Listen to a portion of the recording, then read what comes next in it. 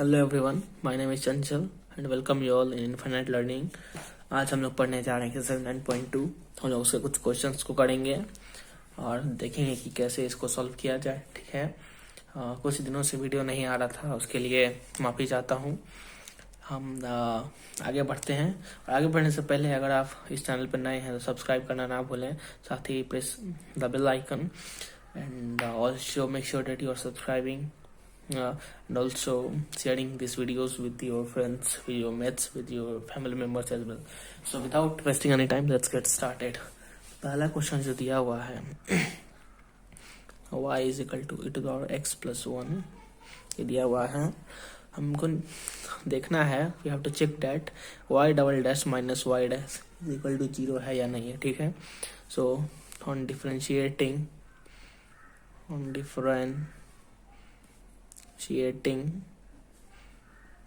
equation first, we get y dash is equal to e to the power x plus 0. This is actually what we get. Okay, now again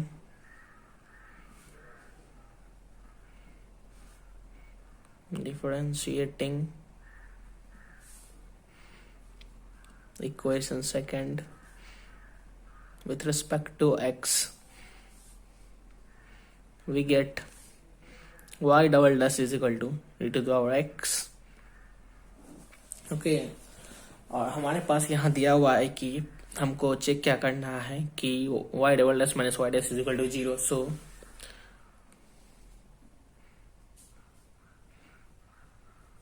question second and third, we get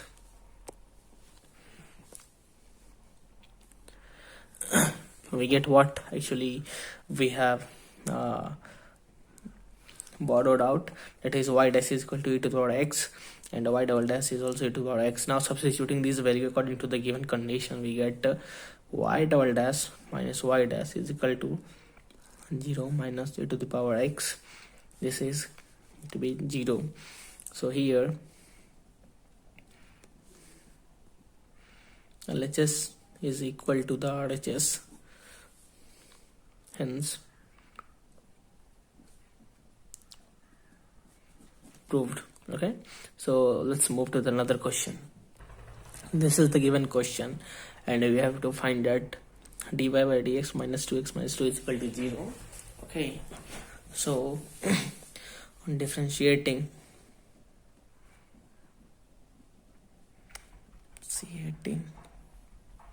हमें मिलता क्या है कि dy by dx कह लो और तुम y dash कह लो बराबर एक्स स्क्वायर का डिफरेंशिएशन 2x और 2x का डिफरेंशिएशन 2. ओके, इसको हम मान लेते हैं equation first.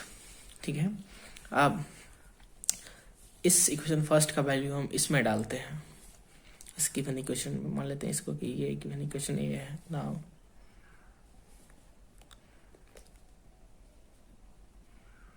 substituting the value of equation first in equation A, then we get, तब हमें क्या मिलता, 2x plus 2 minus 2x minus 2. ठीक है, तो यहाँ से हमें देखिएगा कि बराबर में 0 है, ये 2x ये 2x कैंसिल, ये 2x ये 2 cancel. So LHS is equal to RHS, verified. Move on to the next question. Y is equal to cos x plus c. ठीक है, तो और हमको लाना क्या है, चेक क्या करना है कि y dash plus sign x is equal to 0. तो यहाँ से हम डिफ्रेंशिएट करेंगे इस इक्वेशन ए को, तो हमें मिलेगा D Y by D X is equal to cos theta का differentiation minus sine theta, cos X का माइनस साइन एक्स. ठीक है, प्लस कांस्टेंट का डिफ्रेंशिएशन 0. ठीक है, इसको इक्वेशन फर्स्ट मान लेते हैं. Now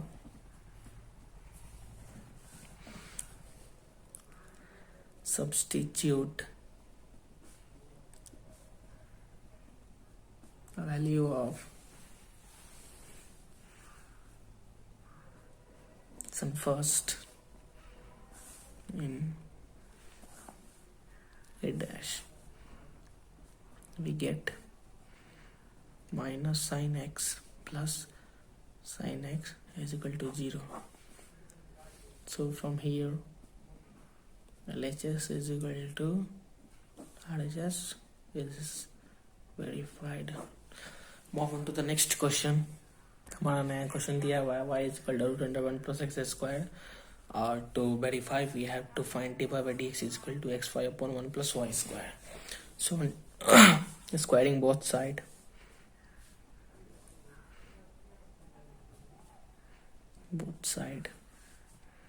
y is equal to 1 plus x square. Let it be equation first. Now on differentiating it,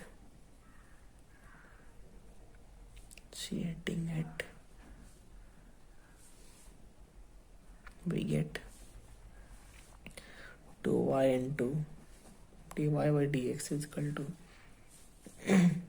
0 plus 2x. Okay,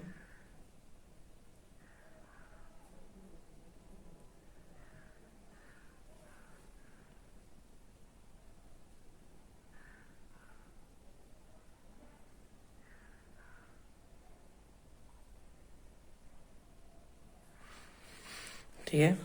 अब यहाँ से हमें मिलेगा dy by dx is equal to 2x upon 2y.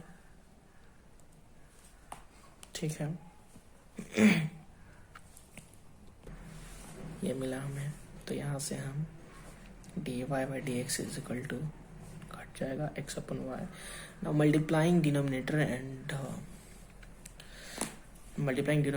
and numerator with y, we get x into y upon y into y. This is further become dy by dx is equal to xy upon y square. Okay, since here we see that the value of y square is 1 plus x square, so after substituting it, we will get dy by dx is equal to xy upon 1 plus x square. And this is actually what we are trying to find out. So hence verified. Now let's move to another question. हमारे पास question है y is equal to ax given differential equation, and to check whether x into dy by dx equal to y plus x. Sorry, यहाँ पे गलती हो गई. x into dy by dx is equal to y. To find out that. Okay, so differentiating it,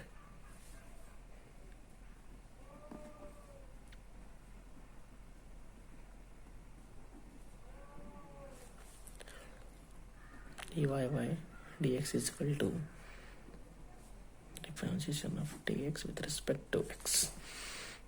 So dy by dx is equal to a. So first मान लिए. Now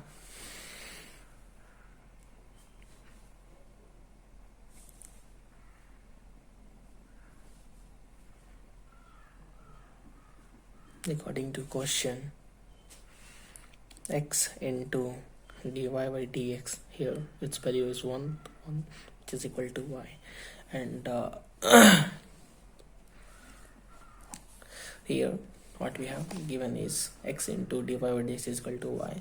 So here, according to this question, putting this dy by dx value in this equation, we get x into dy by dx value is a is equal to y, and here what we have, y is equal to ax and y is equal to ax, which is equal to RHS verified.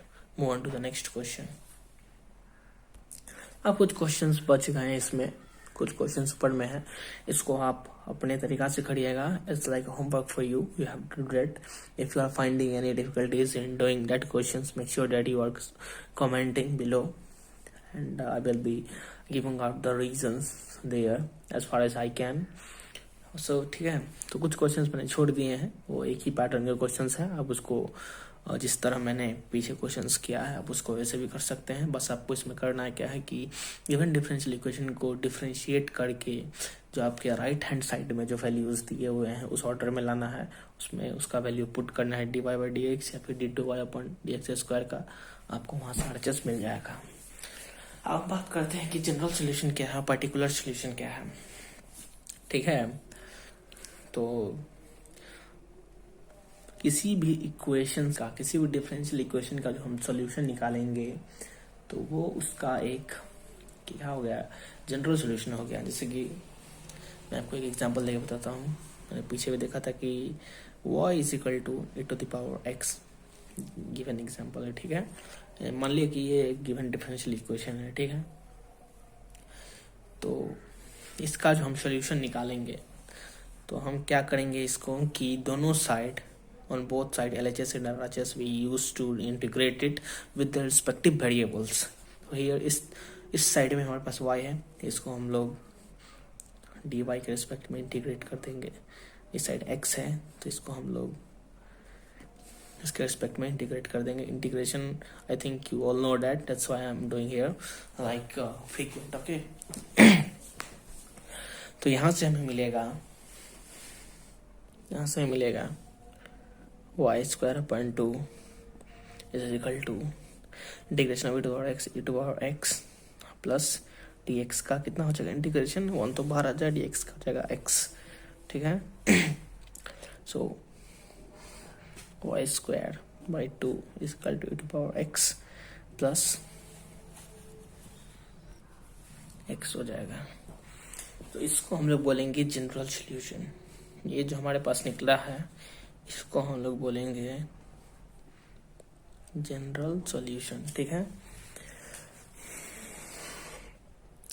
तो किसी भी differential equation को solve करने के बाद जो हमारे पास result आता है उसको हम लोग जनरल सॉल्यूशन बोलते हैं। ठीक है, इसमें हम लोग करते क्या है जनरल सॉल्यूशन में कि जो टर्म हमारे पास दिया हुआ है, जैसे कि दो वेरिएबल है x और y, तो जितने भी टर्म उसमें, जैसे मान लीजिए कि y = 2y into x² दिया हुआ है। ठीक है, तो इसमें हम क्या करेंगे, जो x वाला टर्म है उसको एक साइड में ले जाएंगे और राइट हैंड वाली साइड को हम लोग एक साइड में ले जाएंगे और दोनों को उसके रिस्पेक्टिव वेरिएबल्स के रिस्पेक्ट में हम लोग इंटीग्रेट कर देंगे। ठीक है, इसको हम लोग बोलते हैं जनरल सॉल्यूशन। ठीक है, तो अगर आप फिर यहाँ पे देखिएगा तो हम बात करेंगे कि पर्टिकुलर सॉल्यूशन क्या है। तो यहाँ पे आप देख रहे हैं इस इक्वेशन में y = e⁻x+1 में कि हमने इसको पहले हर एक टर्म को उसके रिस्पेक्टिव वेरिएबल के रिस्पेक्ट में इंटीग्रेट किया। जो हमारे पास यहाँ पे रिजल्ट आया है, अगर इसमें अगर बोल दे कि find the value of this differential equation at x = 2। ठीक है, तो इसमें क्या कर रहा है कि सॉल्यूशन जो निकला है उसमें पर्टिकुलरली हमको x = 2 पे इसका सॉल्यूशन निकालना है। पहले तो हम उसके रिस्पेक्ट में जैसे करते हैं वैसे कर देंगे इंटीग्रेट, फिर जो हमारे पास रिजल्ट आएगा उसमें हम x की जगह 2 पुट कर देंगे। यहाँ पे हमारे पास निकलेगा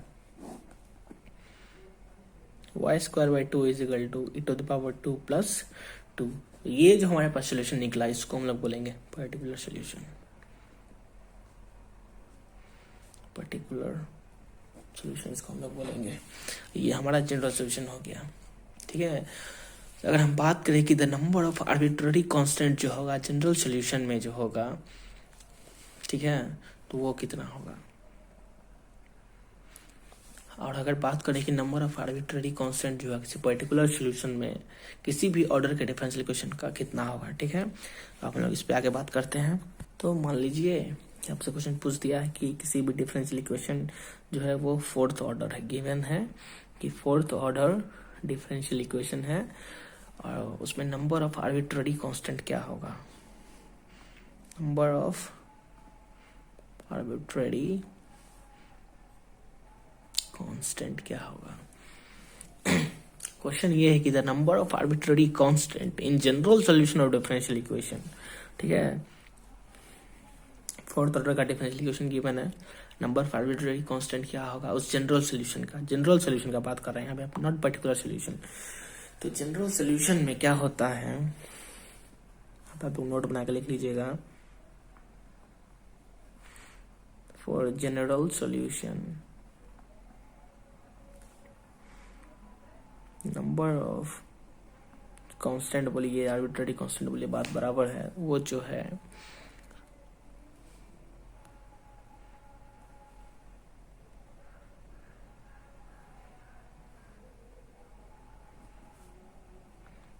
ऑर्डर ऑफ डिफरेंशियल इक्वेशन के बराबर होता है।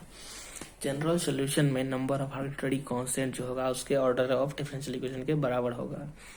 For particular solution